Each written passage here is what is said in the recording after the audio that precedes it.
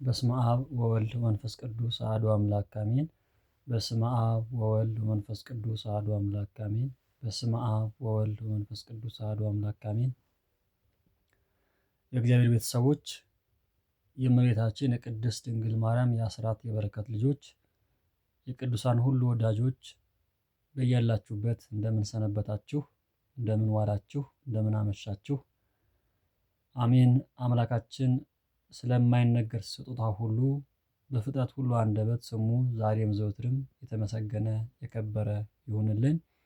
አትለይምና እናታችን እመቤታችን ቅድስት ድንግል ማርያም ወልዳ ያሳደገች፣ አዝላ የተሰደደች፣ የተንከራተተች፣ ረሃብና ጥም ያገኛት አምላክን በጀርባዋ አዝላ የተንከራተተች እናታችን እመቤታችን ቅድስት ድንግል ማርያም የመስቀል ስጦታችን ስሟ ዛሬም ዘወትርም የተመሰገነ ይሁንልን።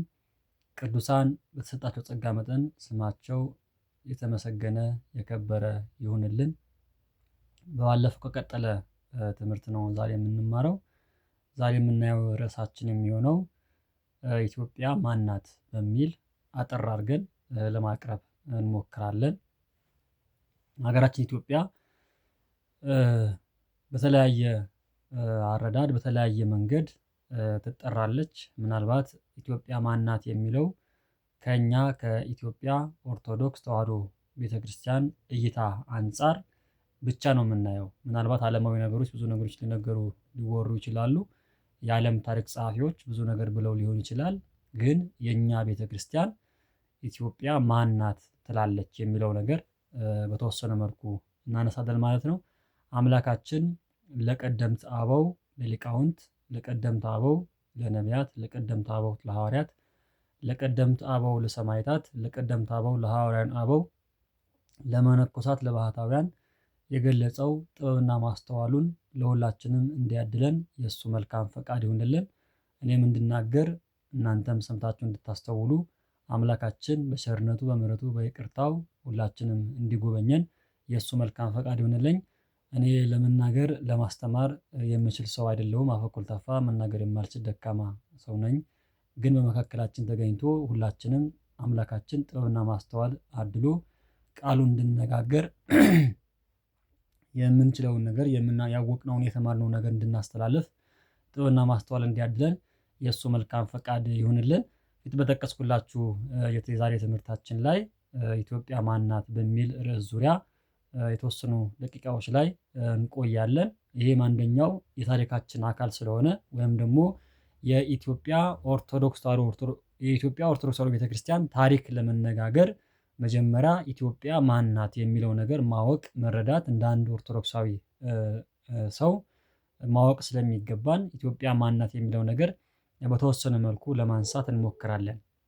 ሀገራችን ኢትዮጵያ ዛሬ ያለችዋን ኢትዮጵያ ብቻ ናት ወይ ተብሎም ሲነሳ ብዙ መከራከሪያዎች ብዙ ነገሮች ሊነሱ ስለሚችሉ በእኛ በኢትዮጵያ ኦርቶዶክስ ተዋሕዶ ቤተክርስቲያን አረዳድ መሰረት ኢትዮጵያ ማን ናት የሚለው ነገር በተወሰነ መልኩ ዛሬ ለማንሳት ነው የምንሞክረው። ምናልባት ግዛቷ በጣም ሰፊ እንደነበረ፣ በጣም ብዙ ቦታዎች የእሷ እንደነበሩ በታሪክም ረገድ በመጽሐፍ ቅዱስም እይታ አንፃር ስንመለከተው በጣም ብዙ ነገሮች ብዙ ቦታው ሰፊ እንደነበረች እና ብዙ አገሮች ከእሷ ይካለሉ እንደነበረ በታሪክም ረገድ በመጽሐፍ ቅዱስም ረገድ የሚነሱ ብዙ ነገሮች አሉ። እስከ ቀይ ባህር ድረስ እስከ ሜዲተራኒያን ባህር ድረስ እስከ ቀይ ባህር ድረስ ትደርስ እንደነበረና በዚሁ ደግሞ በደቡብ በኩል እስከ ኬንያ በኩል እስከ ማዳጋስካር ድረስ ትሄድ እንደነበረ ያው ብዙዎቹ አንዳንድ ታሪክ ጸሐፊያንም አንዳንድ ሰዎችም የሚያነሱት ነገር አለ። እሱ ለታሪክ ጸሐፊያን ታሪክ ሰዎችን ተዋውና በእኛ በኢትዮጵያ ኦርቶዶክሳዊ ቤተክርስቲያን እይታ አንፃር ምናልባት አሁን ያለነው የምናያት ኢትዮጵያ በተለይ በተለያዩ ነገስታት ዘመን ተነስታ ሌሎችን ሀገሮች ስትደግፍ እንደነበረ ሁሉ እስከ የመንም ድረስ የኛ እንደነበረች ሁላ አሁን ያለችዋም በቅርብ ጊዜም ከኛ የተለየችዋም ኤርትራ ሁላችንም እንደምናውቃት ያው ከኛ ተለይታ የራሷ ሲኖዶስ መስርታ ያው በእኛ ስር የነበረችዋ ቤተክርስቲያን ተለይታ ወጥታለች። እሷንም ጨምሮ ሌሎችም ሱዳንም ጨምሮ ሌሎችም ሚዲያምን ጨምሮ ሌሎችም በርካታ ቦታዎችን የኢትዮጵያ ግዛት እንደነበሩ ያው በመጽሐፍ ቅዱስም በሰፊው የሚነገር ታሪክ ስለሆነ ወደዛ የምንገባበት ነገር አይኖረንም። ግን እንደው ኢትዮጵያ ማን ናት የሚለው ነገር ስንመለከት ሀገራችን ኢትዮጵያ ማን ናት የሚለውን በተወሰነ መልኩ ማየት ያስፈልጋል። አንዳንድ ታሪክ ጸሐፊያን ያው አንዳንድ ዓለማዊ የሆኑ ሰዎች የኢትዮጵያ ኦርቶዶክስ ተዋሕዶ ቤተክርስቲያን ከኢትዮጵያ ጋር ነጥለው ሲያዩት ይታያሉ እና ይሄ በጣም ፍጹም የሆነ ስህተት የሆነ ነገር ስለሆነ መታረምም ስላለበት መሆንም ስለማይቻል ምክንያቱም ድንግል ማርያምን ክርስቶስን አንስተን ድንግል ማርያምን እንደማንተው ሁሉ ሀገራችን ኢትዮጵያን ትተን የኢትዮጵያ ኦርቶዶክስ ተዋሕዶ ቤተክርስቲያንን አንተውም። ኢትዮጵያ ኦርቶዶክስ ተዋሕዶ ቤተክርስቲያንን ትተን ሀገራችን ኢትዮጵያን አንተውም። ስለዚህ ሁለቱም የአንድ ሳንቲም ሁለት ገጽታዎች ስለሆኑ በፍጹም ሊነጣጠሉ የማይችሉ ብዙ ነገሮች ያላቸው ታሪካዊ ነገሮች የተጋሩ ቤተክርስቲያናችን ብዙ ነገር የሰጠች ኢትዮጵያም ለቤተክርስቲያን ብዙ ነገር ያቀረበች የሰጠች ስለሆነች ሁለቱም ሊነጣጠሉ የማይችሉ ስለሆነ ይህንንም በደንብ ታሪክ ጸሐፊያን ሊገነዘቡትና ሊረዱት የሚገባ ጉዳይ ነው። ምክንያቱም የኢትዮጵያ ኦርቶዶክስ ተዋሕዶ ቤተክርስቲያን ያለ ኢትዮጵያ፣ ኢትዮጵያ ያለ ኢትዮጵያ ኦርቶዶክስ ተዋሕዶ ቤተክርስቲያን በፍጹም ማሰብ አይቻልም። ስለማይቻልም ጭምር ምክንያቱም ሁሉ ነገራቸው የተሳሰረ ነገር ስለሆነ አንድ የሆኑ አንዱ ከአንዱ መለየት የማይቻልበት መንገድ ስላላቸው እነዚህ ነገሮች ለስልጣኔዋም፣ ለሀብቷም፣ ለኢኮኖሚዋም፣ ለፖለቲካዋም፣ ለማህበራዊ ጉዳዩም ለሁሉ ነገሯ እቺ ቤተክርስቲያን አስተዋጽኦ አለባት። ኢኮኖሚው ሲነሳ ብዙ ነገሮች ይነሳሉ። ማህበራዊ ነገሮች ሲነሱ እቺ ቤተክርስቲያን ትነሳለች። ፖለቲካውም ሲነሳ በተለይ ስርዓተ መንግስቱም ሲነሳ ብዙ ነገሮች ከእሷ ጋር የሚያያዙ ነገሮች አሉ። ስልጣኔውም ሲነሳ ከእሷ ጋር የሚነሱ ነገሮች አሉ። ዘመናዊነቱም ሲነሳ ከእሷ ጋር የሚነሱ ነገሮች አሉ።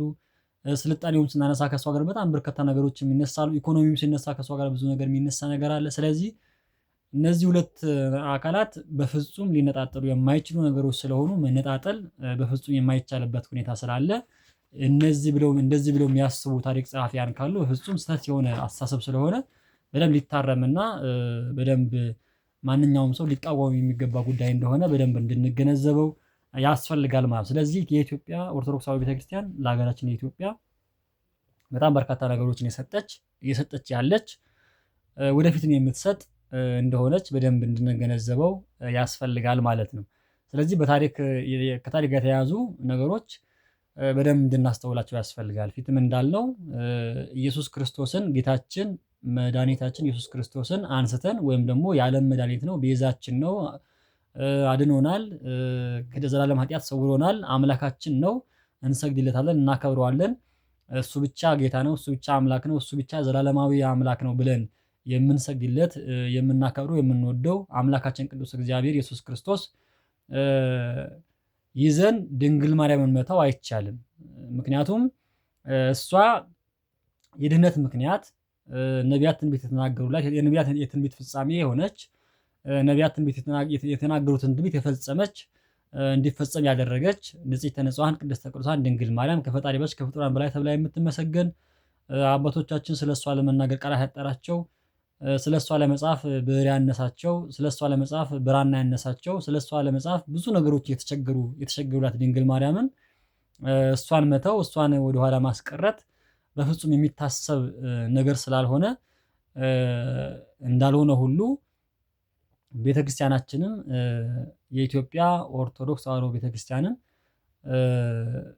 ኢትዮጵያ ስትነሳ አብራ የምትነሳ መነሳት ያለባት የግድ ስለሆነ እሷንም መለያትም ስለማይቻል እንደዛው ነው መታሰብ ያለበት ማለት ነው። ስለዚህ ሀገራችን ኢትዮጵያ ለዚች ሀገር ያልሰራችው ያላደረገችው ነገር ስለሌለ በደንብ ስራዋን፣ ክብሯን፣ ልዕልናዋን በደንብ ሁሉም ሰው ሊመሰክርላት ሊያውቅላት የሚገባት እንደሆነ በደንብ መመስከር ያስፈልጋል ማለት ነው። ስለዚህ የኢትዮጵያ ሕልውና ሲነሳ ማንን እናነሳለን ማለት ነው? የኢትዮጵያ ኦርቶዶክስ ተዋሕዶ ቤተክርስቲያን ናት ማለት ነው። ስለዚህ ኢትዮጵያ ሕልውናዋ ናት። የኢትዮጵያ ኦርቶዶክስ ተዋሕዶ ቤተክርስቲያን ለኢትዮጵያ ሕልውናዋ ወይም ደግሞ የሁሉ ነገሯ እስትንፋሷም ጭምር ስለሆነች በእሷ መሰረት በደንብ መታወቅ መቻል አለበት ማለት ነው። እስትንፋሷ ሲባል ብዙ ነገሮች ሊነሱ ይችላሉ። እሱንም በደንብ ማወቅ መገንዘብ እንደ አንድ ኦርቶዶክሳዊ ወጣት ስለሚያስፈልገንም ጭምር ስለሆነ ይህንን በደንብ እንድንገነዘበው ያስፈልጋል ማለት ነው። ምናልባት የኢትዮጵያ ኦርቶዶክስ ተዋሕዶ ቤተክርስቲያን ሊቃውንተ ቤተክርስቲያን ማለት ነው ሊቃውንተ ቤተክርስቲያን የኢትዮጵያ ኦርቶዶክስ ተዋሕዶ ቤተክርስቲያን አማካኝነት ለሀገራችን ብዙ ነገሮችን እንድትሰጡ ሲናገሩ ሲያስተምሩን እናስተውላለን እና ስለዚህ እንደው ምክንያቱ ምን ይሆን? ድንግል ማርያምን ብለን ብዙ ነገሮችን አነሳን። የአስራት ሀገር ናት አልን። የብዙ ቅዱሳን መናኸሪያ ናት አልን። ብዙ ነገሮች ይገኝባታል ብለን ተናገርን። የሁሉ ነገር ያላት ቅድስት ቤተክርስቲያናችን ለሀገራችን ለኢትዮጵያ ምንድን ናት? ወይም ደግሞ የኢትዮጵያ ኦርቶዶክስ ተዋሕዶ ቤተክርስቲያን ለዚች ሀገር ምን ሰራች? ወይስ ደግሞ ለምንድነው ሁለት ሳንቲም የአንድ ገጽታ ናቸው የተባሉት ለምንድነው የሚባለው ነገር በሰፊው እንድናነሳ ያስፈልጋል ማለት ነው። ስለዚህ የኢትዮጵያ ታሪክ ማወቅ የሚቻለው የኢትዮጵያ ኦርቶዶክስ ተዋሕዶ ቤተክርስቲያን ታሪክን ስናውቅ ነው። ይሄ በደንብ መስተመር ያለበት ነገር ነው። የኢትዮጵያ ኦርቶዶክስ ተዋሕዶ ቤተክርስቲያን ኢትዮጵያን ታሪክ ለማወቅ የኢትዮጵያ ኦርቶዶክስ ተዋሕዶ ቤተክርስቲያን ማወቅ ያስፈልጋል ማለት ነው። ስለዚህ ምክንያቱም ፊትም ከላይ እንዳልነው ሁለት ነገሮች አይነጣጠሉም፣ የሚነጣጠሉ ነገሮች አይደሉም። ስለዚህ የኢትዮጵያ ታሪክ ለማወቅ የኢትዮጵያ ኦርቶዶክስ ተዋሕዶ ቤተክርስቲያን ማወቅ ያስፈልጋል ግዴታ ጭምር ስለሆነ፣ ምክንያቱም ሁሉ ነገሯ እሷ ስለሆነች ማለት ነው። ስለዚህ የኢትዮጵያ ሕልውና ወይም ማንነቷ በዓለም ውስጥ ሊታወቅ የቻለው በኢትዮጵያ ኦርቶዶክስ ተዋሕዶ ቤተክርስቲያን አማካኝነት እንደሆነ በደንብ ልንገነዘብ ያስፈልጋል ማለት ነው። ስለዚህ ይሄ ካልሆነ በጣም አስቸጋሪ ነገር ነው የሚፈጠረው ማለት ነው። ስለዚህ የኢትዮጵያ ኦርቶዶክስ ተዋሕዶ ቤተክርስቲያን ለዚች ሀገር ያልሆነችው ነገር የለም፣ ያልከፈለችው መስዋዕትነት የለም። ብዙ ነገሮች መስዋዕትነት ከፍላለች፣ ብዙ ነገሮች አድርጋለች፣ እያደረገችም ትገኛለች፣ ወደፊትም ታደርጋለች። ስለዚህ ይሄ እያንዳንዱ የኢትዮጵያ ማህበረሰብ ሊገነዘበውና ሊያውቀው የሚገባው ትልቁ ጉዳይ እንደሆነ በደንብ ሊሰመርበት ይገባል ማለት ነው። ስለዚህ አንደኛው የምናነሳው ነገር እመቤታችን የአስራት ሀገሯ ናት ኢትዮጵያ። አንደኛው ይሄ ነው። ድንግል ማርያም ጌታችን አምላካችን መድኃኒታችን ኢየሱስ ክርስቶስ ወደ ግብጽ በተሰደደ ሰዓት ላይ የሁላችንም በታሪክ የምናውቀው በታምረ ማርያምም ተጽፎ በታምረ ኢየሱስ ተጽፎ የምናገኘው በሌሎችም መጽሐፍ ተጽፎ በዋልድባ ገዳም ታሪክም ተጽፎ እንደምናገኘው ወደ ኢትዮጵያ መጥቷል። የኢትዮጵያ ሰዎች ሩህሩህ እንደሆኑ፣ የኢትዮጵያ ሰዎች አዛኝ እንደሆኑ ሲያዩዋት በጣም መልከ መልካም ቆንጆ የ16 የ17 ዓመት ወጣት የሆነች የ18 ዓመት ወጣት የሆነች እናታችን ቅድስት ድንግል ማርያምን ከልጇ ከሚያምረው እንደው እዩኝ እዩኝ ያዙኝ ያዙኝ ከያዙት በኋላ ልቀቁኝ ልቀቁኝ የማይባለውን ክርስቶስን ይዛ ወደዚህ በመጣች ሰዓት ላይ የኢትዮጵያ ሰዎች በጣም የነገስታት ዘር ናት፣ ተቸግራ መታ ይሆናል ብለው ተንከባክበዋት የሚያስፈልጋትን ነገር አድርገውላት ከዛ ሲሸኟት ደግሞ በግመልና በተለያዩ በፈረስና በእንትን ጭነው የሚያስፈልጋቸው ነገር በሙሉ እስከ ኢየሩሳሌም እስከሚደርሱ ድረስ የሚያስፈልጋቸው ነገር ጭነው እንደሸኟት ታሪክ ይናገራል። ስለዚህ ይሄ ታሪክ በተለይ በዋልድባ ገዳም ታሪክ ላይ ስናነብ የምናገኘው ታሪክ ነው እና ስለዚህ ይሄ ታሪክ በዚህ ታሪክ መነሻነት ለዋልድባ ገዳም ላይ ብዙ ነገር ቃል ተገብቶለታል። እስከ ዓለም ፍጻሜ ድረስ በዚች ገዳም ላይ ሰው አላሳጣበትም ወይም ደግሞ ቅዱሳን በዚህ ቦታ አይጠፉም ብሎ የተናገረላት ታላቅ ቦታ ናት። ስለዚህ ከዛ ይህን ካለላት በኋላ ደግሞ እቺ ሀገር ለእናቴ ለአንቺ ርስት አድርጌ ሰጥቻታለሁ ወይም ደግሞ እቺ ሀገር የአንቺ ርስትሽ ናት፣ የርስትሽ ቦታ ናት ብሎ ለድንግል ማርያም የአስራት ሀገር አድርጎ እንደሰጣት ታሪኩ በደንብ የሚታወቅ ነው። ስለዚህ አንደኛው ታሪካችን የሚያስተሳስረን ምንድነው? ኢትዮጵያ የማን ናት ማለት ነው? የኢትዮጵያ የድንግል ማርያም የአስራት ሀገር እንደሆነች ሁላችንም እንናቃት ያስፈልጋል ማለት ነው። ሌላው የሰማዕታት አለቃ የተባለው ሊቀ ሰማዕታት ቅዱስ ጊዮርጊስ ገበዟ ነው። ገበዟ የሆነላት ናት እቺ ሀገር ያው ገበዟ ነው። ለምንድነው ይሄ ከተባለ ያው አባቶቻችን ሊቃውንተ ቤተክርስቲያን እንዳስቀመጡልን ኢትዮጵያ ጊዮርጊስ ሊቀ ሰማዕቱ ቅዱስ ጊዮርጊስ ገበዟ ነው፣ ጠባቂዋ ነው።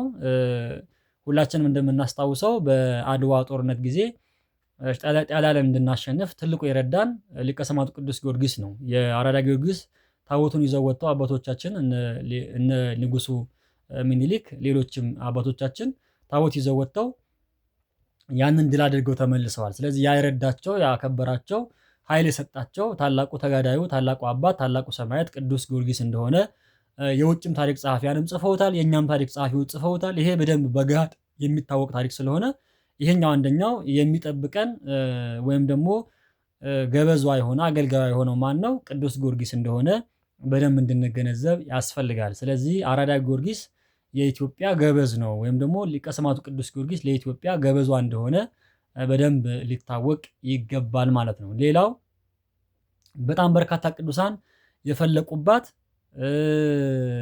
የባረኳት በኪደተ እግራቸው ተራምደው ያከበሯት ለእግዚአብሔር ራሳቸውን ያስገዙባት ገዳም የመሰረቱባት የጸለዩባት ያለቀሱባት የለመኑባት ብዙ የትሩፋት ስራዎች የሰሩባት ብዙ ገድላት የጻፉባት ሀገር ናት እቺ ሀገር። ስለዚህ አንደኛው እንደውም በሶስተኛ ደረጃ የሚነሳው የቅዱሳን ሀገር ናት ኢትዮጵያ። ይሄ ምንም ያጠራጥር ነገር አይደለም። በነገራችን ላይ በጣም ሀገር በቀል ቅዱሳን አሉን። ከሀገር ውጭ ደግሞ የመጡም ቅዱሳን አሉ። ይሄ የኢትዮጵያ ታሪክ ሲነሳ ብዙ የሚነሱ ነገሮች ስላሉት ነው። ስለዚህ በተለይ ከሀገር ውጭ ቅዱሳን ብለን ስናነሳ 9 ቅዱሳን እናነሳለን እና አባ ሊባኖስ ዘመጣ እናነሳለን። ሌሎችም ቅዱሳን ማንሳት ይቻላል። ስለዚህ እነዚህ አባቶቻችን ከውጭ መጥተው እንኳን የኢትዮጵያ ሕዝብ የዋህ ደግ ሃይማኖት የነበረው ሕዝብ ስለነበር ተቀብሎ ሃይማኖት ስራቸውን እንዲሰሩ አድርጓቸዋል ማለት ነው። ስለዚህ ምን ያህል ሕዝቡ የተባረከ ሕዝብ እንደሆነ ቅዱሳን የሚቀበል የሚያከብር የሚወድ እንደሆነ የሚነሳበት ስለሆነ ይሄ አንደኛው የኢትዮጵያ መለያ ባህሪ እንደሆነ በደንብ መታወቅ መቻል አለበት ማለት ነው። ከሀገር ውስጥ ደግሞ በጣም ብዙ አላፍ ቅዱሳን እንዳሏት ይታወቃል። ስለሷ ጸልየዋል፣ ስለሷ አልቅሰዋል፣ ስለሷ ብዙ ነገር መከራ ሲደርስባት አብረው መከራ ደርሶባቸዋል፣ ስለሷ ሞተዋል፣ ስለሷ ቆስለዋል፣ ስለሷ ብዙ ነው በባዕድ አትወረርም ብለው ባዕድ ሀገር ሲመጣ አትወረርም ብለው ሰማዕት እስከመሆን ድረስ የደረሱላት እቺ ሀገር የቅዱሳን ሀገር ስለሆነች ነው ማለት ነው። የቅርብ ጊዜ እንኳን ብናነሳ ሰማዕቱ አቡነ ጴጥሮስ፣ ሰማዕቱ አቡነ ሚካኤል፣ ሌሎችም ሰማዕት የሆኑላት አባቶቻችን ለሷ ኢትዮጵያ ያላት ክብሯ ከፍ ያለ ስለሆነ በእግዚአብሔር ዘንድ ያላት ከፍ ያለ ክብር ስለሆነ ዝና ስለሆነ ይህን በማሰብና በመገንዘብ የቅዱሳን ሀገርም እንደሆነች አባቶች ያላስደፍሩትን ነገር አናስደፍርም ብለው በመሆኑ ይሄ ትልቅ ያሰኛታል ኢትዮጵያ ማለት ነው። ስለዚህ አንደኛው በሶስተኛ ደረጃ የሚነሳው ኢትዮጵያ የቅዱሳን ሀገር ናት። ቅዱሳን በኪደተ እግራቸው የባረኳት የቀደሷት ሀገር ናት። አባታችን አቡነ ገብረ መንፈስ ቅዱስ 562 ዓመት ሲኖሩ 262 ዓመት የኖሩት በኢትዮጵያ ውስጥ ነው። 100 ዓመት በዝቋላ 162 ዓመት በምድረ ከብድ ኖረዋል። ስለዚህ ይሄ ለማን ነው ብለው ነው? ለኢትዮጵያ። ኢትዮጵያን ማረልኝ፣ ኢትዮጵያን ካልማርክልኝ ከዝቋላ ገዳም ከሐይቁ አልወጣም ብለው 100 ዓመት ለኢትዮጵያ የጸለዩ አባት ናቸው። ከግብጽ የመጡ ናቸው። እሳቸው ኢትዮጵያዊ አይደሉም፣ ግን ኢትዮጵያን ማረልኝ ብለው የጸለዩ አባት ናቸው። ስለዚህ ብዙ ነገሮች ያላት የቅዱሳን ሀገር እንደሆነች በደንብ እንድንገነዘብ ያስፈልጋል። አራተኛው የክርስቲያን ደሴት ናት። ይሄ በደንብ መታወቅ መቻል አለበት። ከጥንት ጀምሮም እስካሁንም ድረስ ባለው ሁኔታ ኢትዮጵያ የክርስቲያኖች መናኸሪያ ናት ማለት ነው። የክርስቲያኖች መናኸሪያ ናት። የክርስቲያን ደሴት ናት ሲባል ሌሎች ሃይማኖቶች የሉም አይደለም። ሌሎች ሃይማኖቶች ድሮም አሉ፣ አሁንም አሉ። ምንም የታወቀ ነው። ግን በቁጥርም ረገድ በብዙ እሴትም ደረጃ በብዙ ታሪክም ደረጃ በብዙ ነገሮች ደረጃ ኢትዮጵያ የክርስቲያን መናኸሪያ የክርስቲያን ደሴት እንደሆነች በደንብ ይታወቃል። ስለዚህ ይሄ ማንኛውም ሰው መገንዘብ ማወቅ ያለበት ነገር ኢትዮጵያ የክርስቲያኖች መናኸሪያ እንደሆነች ከጥንትም በመካከለኛውም ዘመን አሁንም ድረስ በዘመናዊው ዓለም ይሄ መታወቅ መቻል ያለበት ነገር። ስለዚህ እያንዳንዱ ነገር የሚነሳው ከሷ ስለሆነ ማለት ከሷ ስለሆነ ይሄ በደንብ እንድናቀው የሚያስፈልገን እሱ ነው። ስለዚህ አንደኛው ኢትዮጵያ የክርስቲያኖች መኖሪያ፣ የክርስቲያኖች ደሴት፣ የክርስቲያኖች ሀገር፣ የክርስቲያኖች መኖሪያ እንደሆነች እንዲታወቅ ያስፈልጋል ማለት ነው። ሌላው ብዙ ገቢረ ተአምራት ተደርጎባታል እዚህ ሀገር ላይ። ሁላችንም እንደምናስታውሰው በጣም በርካታ ነገሮች በኢትዮጵያ ውስጥ ተደርገዋል። በጣም በርካታ ገቢረ ተአምራት ተደርገዋል። ስለዚህ ኢትዮጵያ ማን ናት የሚለው ነገር ሲነሳ አንደኛው በጣም ገቢረ ተአምራት የሚደረግባት ሀገር ናት። ይሄ ምን ማለት ነው? በጣም ብዙ ተአምራት በኢትዮጵያ ይደረጋሉ። እነዚህ የሚደረጉ ተአምራት በኢትዮጵያ ኦርቶዶክሳዊ ቤተክርስቲያን ውስጥ ነው የሚደረገው። ለምሳሌ ሐኪም የሰለቸው ሐኪም አይድንም ብሎ ያለውን በሽተኛ የምትፈውስ እቺ ቅድስት ቤተክርስቲያን በጸበሏ በእምነቷ ነው። ምናልባት ዓለም የሰለቸውን ዓለም የናቀውን እሷ ተቀብላ የምታስተናግድ እቺ ቤተክርስቲያን ናት። ስለዚህ እቺ ቤተክርስቲያን ለዚች ሀገር ብዙ ነገሮች ለህዝቦቿ ለማህበራዊ ህይወት፣ በትምህርት ረገድ፣ በቱሪዝም ረገድ፣ በኢኮኖሚው ረገድ፣ በማህበረሰብ በመንግስት ስርዓት ረገድ፣ በአስተዳደር ስርዓት ረገድ በሁሉ ነገር እቺ ቤተክርስቲያን ስላለች እቺ ቤተክርስቲያን ኢትዮጵያ ማናት ሲባል ከእሷ ጋር መነጠል ስለማይቻል ታምራት የሚደረግባት ብዙ ቅዱሳን ስራዎች የሚሰሩባት ቅዱሳት ስራዎች የሚሰሩባት ሀገር እንደሆነች በደንብ እንድናውቃት ያስፈልጋል። ስለዚህ ምናልባት ዛሬ በጣም በርካታ ሰዎች በጸበሏ በእምነቷ ተጠምቀው ይድናሉ። የውጭ ሀገር ሰዎች መጥተው ሁላ ምስክርነት ሰጥተዋል። ይሄ ምንም ገሃድ ያወቀው ዓለም ያወቀው ታሪክ ነው። ብዙ ነገሮች ኢትዮጵያ ውስጥ የማይታመኑ ነገሮች ይደረጋሉ። ስለዚህ እነዚህ ነገሮች በሙሉ ሲደረጉ የውጭ ያሉ ሰዎችም እንኳን እስከ መገረም ድረስ ይደርሳሉ። ስለዚህ ማን ናት እሷ ብለው ያጠናሉ። ሲያጠኗትም ትክክለኛዋ እምነት የምትጠብቃ ያቆየች እሷ እንደሆነችም ያውቃሉ። ስለዚህ ይሄ በደንብ መታወቅ ያለበት ነው። እያንዳንዱ ሰው ማወቅ ያለበት ነገር ይሄ ስለሆነ የኢትዮጵያ ማን ናት የሚለው ነገር ብዙ ታምራት የሚደረግባት ብዙ የቅዱስ ስራ የሚሰራባት ሀገር እንደሆነች እንድናውቀው ያስፈልጋል ማለት ነው። ሌላው ትልቁ ነገር ደግሞ ከዓለም የሚለየን የቃል ኪዳኑ ታቦት ኢትዮጵያ ውስጥ ነው ያለው። ይሄ ሁሉም ሰው ማወቅ መቻል አለበት። አንደኛው ኢትዮጵያ ከዓለም ለየት የሚያደርጋት ነገር ለሙሴ በመጀመሪያ ጊዜ እግዚአብሔር አምላካችን የሰጠው ጽላተ ኪዳኑ የሚገኘው በኢትዮጵያ ውስጥ ነው። ይሄ ብዙ ታሪክ ተመራማሪዎች አግኝተው ተመራምረው ያልደረሱበት ነገር ነው። ምክንያቱም ተመራምረው ሲያቅታቸው በቃ እቺ ሀገር እውነትም የቅዱሳን ሀገር ስለሆነች እቺ ታቦት ያለችው እዚህ ሀገር ነው ብለው መስክረው ሁላ እንደሄዱ ሁላችንም የምናውቀው የምናስታውሰው ታሪክ ነው። ስለዚህ አንደኛው ኢትዮጵያ ማናት የሚለው ነገር የእግዚአብሔር ለሙሴ የሰጠው ታቦት የሚገኝባት ታላቅ ሀገር ናት ማለት ነው። ሌላው ትልቁ ለየት የሚያደርጋት ከሌሎችም ቦታዎች በተለየ መልኩ በየቀኑ ስብሐተ እግዚአብሔር የሚነገርባት ወይም ደግሞ በየቀኑ ቅዳሴ የሚቀደስባት በየቀኑ ደግሞ የክርስቶስ ስጋና ደም የሚፈተትባት ሀገር ናት። ይሄ ሁላችንም ልንገነዘበው የሚገባ ጉዳይ ነው። ምክንያቱም ዕለት ቅዳሴ ይቀደሳል። 365ቱም ቀናት በኢትዮጵያ ኦርቶዶክስ ቤተክርስቲያን የክርስቶስ ስጋና ደም የሚቀበል ሰው አለ። ይሄ በደንብ መታወቅ መቻል አለበት። ይሄ ትልቁ ኢትዮጵያን ልዩ ከሚያደርጋት ከዓለም ውስጥ ልዩ ከሚያደርጋት ነገሮች አንደኛው ይሄ ነው። ስለዚህ የክርስቶስን ዘላለማዊ ሕይወትን የሚያሰጠውን የክርስቶስን ስጋና ደም ዕለት የምታቀብል ብቸኛዋ ሀገር ብትኖር የኢትዮጵያ ኦርቶዶክስ ተዋሕዶ ቤተክርስቲያን ናት። ይሄ ማናችንም ልንገነዘባት ማናችንም ልናውቃት የሚገባ ነገር እንደሆነ በደንብ ማስተዋል ያስፈልጋል። ስለዚህ አንደኛው ታሪካችን ኢትዮጵያ ማን ናት የሚለው ነገር የክርስቶስን ስጋና ደም ዕለት የምታቀብል የምትሰጥ ለልጆቿ ለተዘጋጁ ለበቁ ልጆቿ የምታቀብል ሀገር እንደሆነች አንደኛው ሊሰመርበት የሚገባ ጉዳይ ነው። ሌላው ከሌሎች ዓለማት በተለየ መልኩ በጣም አስደማሚ ዓለም የሚያደንቃቸው ዓለም የሚኮራባቸው ዓለምን ያስደመሙ አብያተ ክርስቲያናት ያሉባት አገር ናት። ይሄ ሁላችንም ማወቅ መቻል አለብን። እነ ላሊበላን እነ አክሱምን እነ ይምርሃነ ክርስቶስን ሌሎችም ፍልፍል አብያተ ክርስቲያናት በዘመናችን የተሰሩትም ሌሎችም ጥንታውያንና አሁንም ዘመናዊዎችም ስናነሳ በዓለም ውስጥ የሌሉ በጣም በርካታ ቅዱሳት ስፍራዎች ቅዱሳት ቤተክርስቲያናት የሚገኙባት አገር ናት። ይሄ በደንብ መታወቅ የኦሪት መስዋዕት የሚሰዋባቸው ቤተክርስቲያን እንዳሉ በደንብ መታወቅ መቻል አለበት። የኦሪት መስዋዕት የሚሰዋባቸው ቦታዎች በኢትዮጵያ አሉ። ስለዚህ እነዚህን ቦታዎች አቅፋ የያዘች ሀገር ናት ኢትዮጵያ። ይሄ በደንብ ሊሰመርበት የሚገባ ጉዳይ ነው። አሜሪካ ቢኬድ የኦሪት መስዋዕት አይሰዋም ነበር። እንግሊዝ ቢኬድ የኦሪት መስዋዕት አይሰዋም ነበር። ዛሬ ትልልቅ ሀገሮች ናቸው አደጉ መነደጉ ምናምን የምንላቸው ሀገሮች በሙሉ ባሉበት የሚሰሩት ነገሮች እኛ ጋር የሚሰራ ነገር እነሱ ጋር ሳይሰራ በቅርብ ጊዜ የተጀመረ ነገር እንደሆነ በደንብ ማወቅ መቻል አለብን። ስለዚህ ብዙ ነገሮችን እናነሳለን። ታሪካችን ያለው እዚህ ሀገር ውስጥ ነው እዚህ ቤተክርስቲያን ውስጥ ነው ብለን ስንል ዝም ብሎም ስላልሆነ በደንብ እንድናስተውለውም ያስፈልጋል። ስለዚህ የኢትዮጵያ ኦርቶዶክስ ተዋሕዶ ቤተክርስቲያን ለዚች ሀገር ብዙ ነገር እንዳደረገች በደንብ እንድናስተውል ያስፈልጋል። ስለዚህ ላሊበላን ብንመለከት ይምርሃነ ክርስቶስን ብንመለከት ናኩቶ ለአብን ብንመለከት የአብርሃ ወአጽብሃ ቤተክርስቲያን ብንመለከት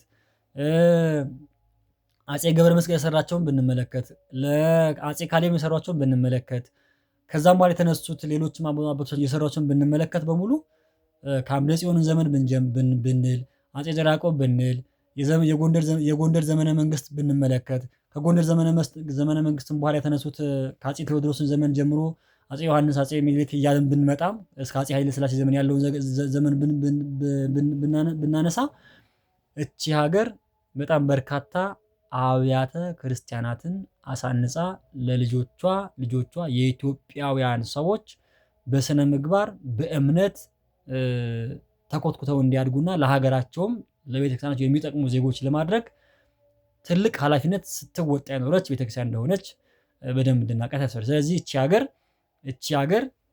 እቺ ቤተክርስቲያን በማን ስር ናት? በማን ናት ማለት ነው? በኢትዮጵያ ናት። ስለዚህ ሀገራችን ኢትዮጵያ ማን ናት ስንል የነዚህ ቅዱሳት ወይም ደግሞ እነዚህ ቅዱሳት የረግጧት የሰሯቸው ቤተክርስቲያናት ያሉባት ሀገር እንደሆነች በደንብ እንድናውቀው ያስፈልጋል ማለት ነው። ሌላው በአፍሪካ በራሷ ቋንቋና ፊደል የምትመራ ብቸኛዋ ሀገር ናት። ሌሎቹ ሀገሮች የተዋሱት ቋንቋ በሌላ ሀገር በውጭ ሀገር ምናምን ነው ያላቸው ቋንቋ የራሳቸው ቋንቋ ምናልባት የራሳቸው ፊደል ቋንቋ ቢኖራቸው የራሳቸው ፊደል የሌላቸው ናቸው አብዛኞቹ። ላቲን የሚጠቀም አለ፣ እንግሊዝ የሚጠቀም አለ፣ ሌላም የሚጠቀም አለ። እኛ ግን የራሳችን ብቸኛ ፊደል ያለን የራሳችን ቋንቋ ያለን ህዝቦች እንደሆነን በደንብ እንድናውቅ ያስፈልጋል። ስለዚህ አንደኛው ኢትዮጵያ ከዓለም ወይም ደግሞ ከሌሎች ሀገራት የሚለያት ነገር ምንድነው? የራሷ ብቸኛ ፊደል ያላት ሀገር እንደሆነች በደንብ እንድናውቀው ያስፈልጋል። ስለዚህ አንደኛው ትልቁ የሚነገርልን ነገር ይሄ እንደሆነ በራሷ ፊደል የምትመራ የማንንም ሳትፈልግ በራሷ ፊደል የምትመራ ሀገር እንደሆነች በደንብ እንድናውቀው ያስፈልጋል ማለት ነው። ሌላው ጽላተ ሙሴና ግማደ መስቀሉ ፊትም ብየዋለሁ። ግማደ መስቀሉም ያለው በኢትዮጵያ ኦርቶዶክስ ተዋሕዶ ቤተክርስቲያን እሱም በግሸን ደብረ ከርቤ እንደሆነ መታወቅ መቻል አለበት። ስለዚህ ከአራቱ መንበሮች መካከል ወይም ደግሞ ከአራቱ መንበር ከሮም፣ ከቁስጥንጥንያ፣ ከእስክንድሪያ፣ ከኤፌሶን ከነዚህ ከአራቱ መንበሮች ውስጥ አንደኛው መንበር የግብፅ መንበር እንደነበረ ይታወቃል። ስለዚህ የእስክንድሪያ መንበር ማለት ነው። ያ በእስክንድሪያ የነበረውን ግማደ መስቀል ኢትዮጵያ እንደመጣ በአጼ ዳዊት ዘመን ኢትዮጵያ መጥቶ ከዛ በልጃቸው በአጼ ዘርዓ ያዕቆብ ዘመነ መንግስት በግሸን ደብረ ከርቤ እንደተቀመጠ ያው ታሪኩ በደንብ የሚታወቅ ነው። ስለዚህ አንደኛው ኢትዮጵያ ለየት የሚያደርጋት ነገር ግማደ መስቀሉ የሚገኝባት የክርስቶስን ቀኝ እጁ የተሰቀለበት መስቀል የሚገኝባት ሀገር ናት። ይሄ በደንብ ሁላችን ማወቅ መቻል አለብን ማለት ነው። ይሄ የሚያኮራን የምንወደው የምናከብረው ዓለም ያደነቀውን ክርስቶስን የዓለም መድኃኒት የሆነ የዓለም ቤዛ የሆነውን ክርስቶስን የተሰቀለበት መስቀል የሚገኘው እዚህ ሀገር ነው። ስለዚህ ኢትዮጵያ የግማደ መስቀሉ መገኛ ሀገር ናት ማለት ነው። አንደኛው ለየት ኢትዮጵያ ማን ናት ተብሎ ሲነሳ ይሄ ነው አንደኛው የሚነሳልን ማለት ነው። ሌላው ፊትም እንዳነሳ ነው በሽታዎች የሚፈወሱባት በጠበሏ በሽታዎች የሚፈወሱባት ሀገር ናት። ኤችአይቪ ዛሬ ዓለም ውስጥ መድኃኒት የለውም። ካንሰር መድኃኒት የለውም። ሌሎችም የጉበት በሽታ መድኃኒት የለውም። ሌሎች ነገሮች መድኃኒት የሌላቸው በሽታዎች በጣም ብዙ ናቸው በዓለም ውስጥ። በኢትዮጵያ ኦርቶዶክስ ተዋሕዶ ቤተክርስቲያን ግን አምኖ የመጣ ሰው ግን ከኤችአይቪም ተፈውሷል፣ ከካንሰርም ተፈውሷል፣ ከደም ግፊትም ተፈውሷል፣ ከኩላሊትም ተፈውሷል፣ ከብዙ ነገር ተፈውሷል። ስለዚህ እነዚህ ነገሮች የሚፈጸሙባት በጸበል ሰዎች የሚድኑባት ሀገር ናት ኢትዮጵያ። ይሄ በደንብ መታወቅ መቻል አለበት። አንደኛው የሚነሳላት ታሪኳ ይሄ ስለሆነ የታመሙ ልጆቿን የምትፈውስ ሀገር ኢትዮጵያ ናት። በምን? በጸበሏ ማለት ነው። ስለዚህ ይሄ የሚደረግባት የሚከናወንባት ሀገር ናት። አንደኛው እሱ ነው ማለት ነው። ከዛ ውጪ በዓለም ላይ ጠፍተው የነበሩ ነገሮች የሚገኙባት ሀገር ናት።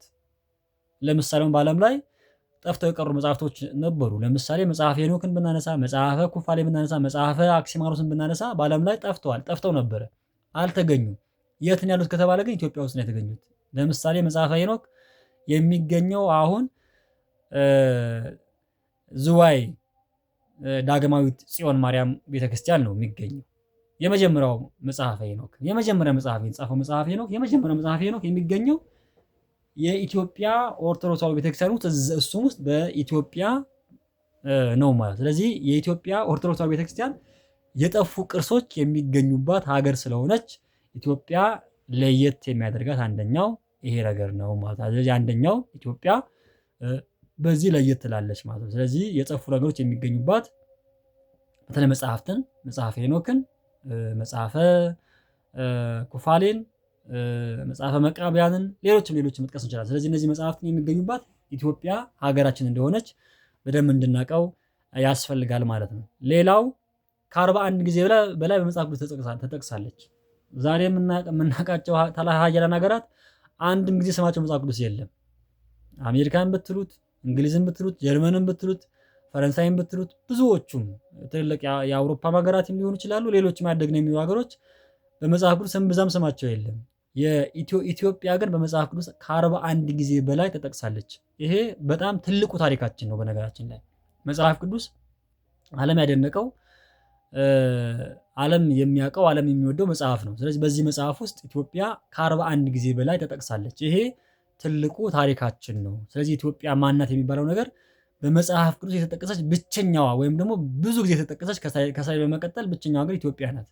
ምናልባት ሌሎቹን ሊጠቀሱ ይችላል። እነ ፍልስጤም፣ እነ ሶሪያ፣ ሌሎችም ሊጠቀሱ ይችሉ ይሆናል። እነ ግብፅም ፈርዖን ስለነበረ ግን የኛ ግን የተለየ ነው። 41 ጊዜ በላይ በመጽሐፉ የተጠቀሰ ከእስራኤል በመቀጠል ኢትዮጵያ እንደሆነች በደንብ እንድናውቀው ያስፈልጋል ማለት ነው። ስለዚህ ኢትዮጵያ በጣም የተለየች ሀገር እንደሆነች ስለዚህ በዚህም ልዩ ክብር የሚሰጣት ልዩ ሀገር እንደሆነች በደንብ እንድናስተውል ያስፈልጋል ማለት ነው። ሌላው ለመጀመሪያ ጊዜ የመስቀል ምልክት ያለበት ሳንቲም ያስቀረጸችም ሀገር ናት። ከየትኛውም ዓለም በተለየ መልኩ በነገራችን ላይ ነገስታት በጣም ታዋቂ ነገስታቶች ነበሯት እና እግዚአብሔር የሚፈሩ እግዚአብሔር የሚወዱ እግዚአብሔር አምላካቸውን በጣም የሚያከብሩት ነገስታት ስለነበሩባት እቺ ሀገር ለመጀመሪያ ጊዜ በሳንቲሟ ላይ የመስቀል ምልክት ያለበትን አሳትማለች። ይሄ በጣም ትልቅ ታሪካችን ነው። ስለዚህ ኢትዮጵያ ልዩ የሚያደርጋት ይሄ ነው። ይሄ ሳንቲም ይኖራል ሀገራችን ላይ አለ።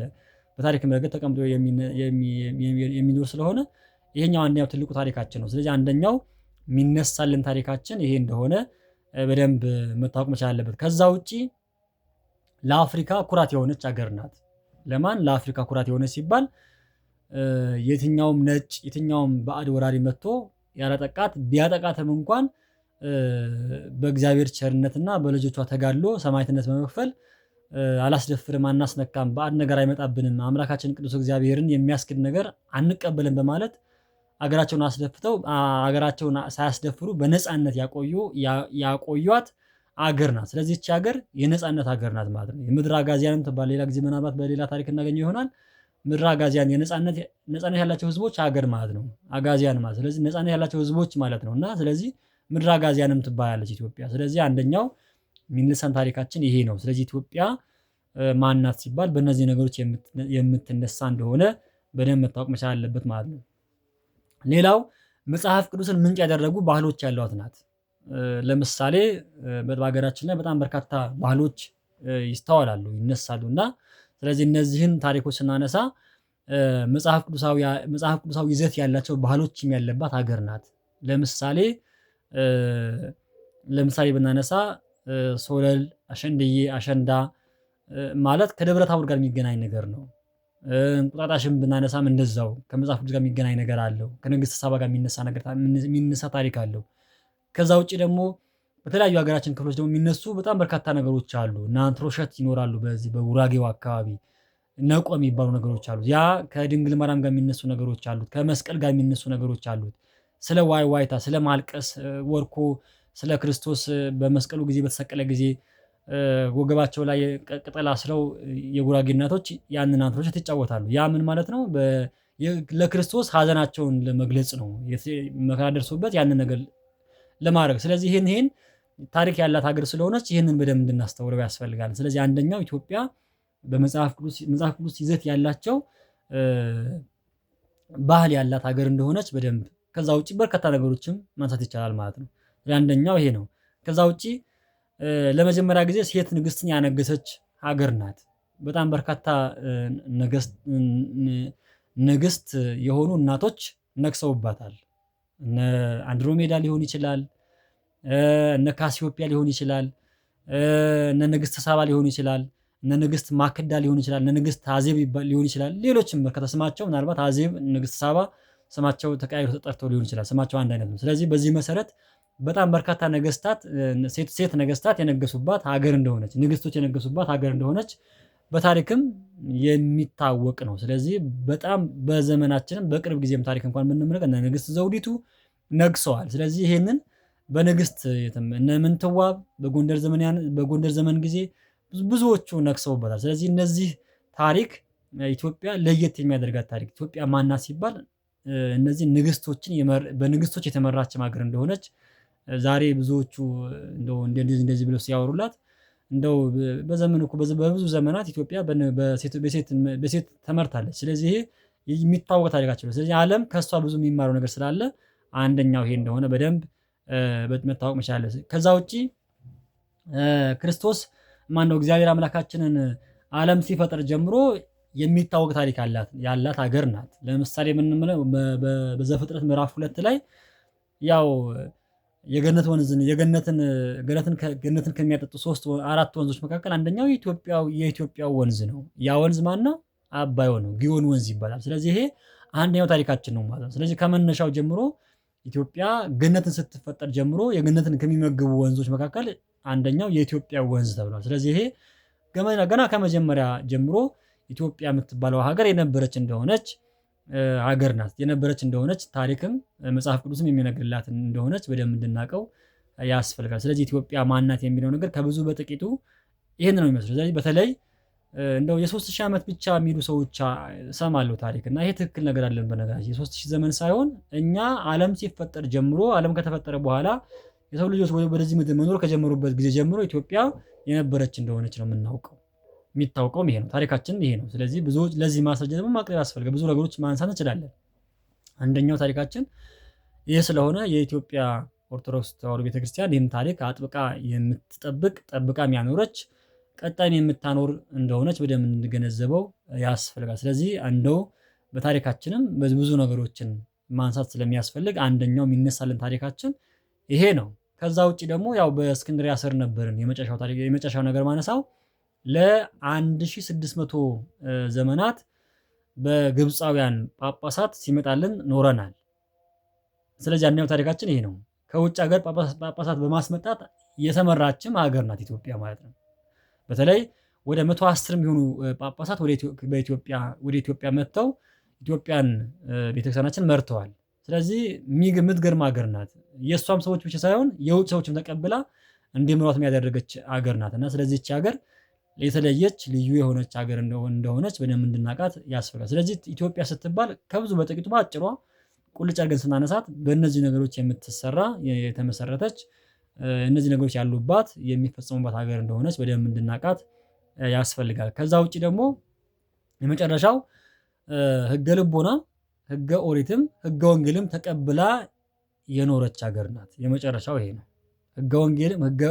ሕገ ልቦናም ሕገ ኦሪትም ሕገ ወንጌልም ተጠብቃ የኖረች ያትፈጽም የነበረ አስፈጽማም የኖረች ከአንዱ የተሸጋገረች ከሕገ ልቦና ወደ ሕገ ኦሪት ከሕገ ኦሪት ሕገ ወንጌል የመጣች አገር ናት። ስለዚህ ይሄ ልዩ የሚያደርጋት ነገር አለ። ስለዚህ በሕገ ልቦናም ነበረች፣ በሕገ ኦሪትም ነበረች፣ በሕገ ወንጌልም አለች ማለት ነው። ስለዚህ ኢትዮጵያ ከዓለም ላይ ለየት የሚያደርገን ነገር አንደኛው ይሄ ስለሆነ ኢትዮጵያ ማናት ብለው የሚያነሱ ሰዎች መልሳችን ይሄን ይመስላል ማለት ነው። አምላካችን ስላስተማረን ስለመከረን ታሪካችንን በተወሰነ መልኩ እንድናቅም ስለረዳን ስሙ የተመሰገነ ይሁን። አምላካችን ቅዱስ እግዚአብሔር ለሀገራችን ታሪኳን አውቀን በታሪኳም ያሳለፈችውን ነገር ተረድተን ለቀጣይም እኛ ታሪክ እንድንሰራ ታሪክን መስራት ባንችል ታሪኳን አውቀን ለትውልድ እንድናስተላልፍ በቸርነቱ በምሕረቱ በይቅርታው እንዲጎበኘን የእሱ መልካም ፈቃድ ይሁንልን። የአብ ቸርነት፣ የወልድ ፍቅር፣ የመንፈስ ቅዱስ አንድነት፣ የእመቤታችን አማላጅነት፣ የቅዱሳን መላእክት ፈጣን ተራዳኢነት፣ የቅዱሳን ጻድቃን ሰማዕታት፣ ነቢያት፣ ሐዋርያት፣ አበው መነኮሳት ረድኤት በረከት ከሁላችን ጋር ይኑር። ይቆየን።